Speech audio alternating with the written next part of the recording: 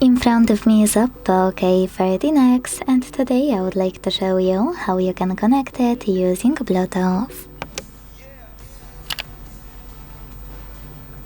Begin by opening Devices Settings and clicking on Bluetooth right away. Then use this switcher to activate it and wait for available devices to show up. When they do, click on the one you wish to connect to. Click on this icon next to allow access to contacts and call logs.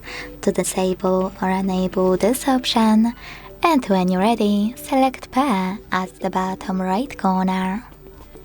Now wait for the other device to accept your connection request. As you can see, my devices were successfully connected. To disconnect them, click on this icon right next to your connected device and hit Unpair under device name. Thanks so much for watching. If you enjoyed this video, leave a like, comment and subscribe. Bye!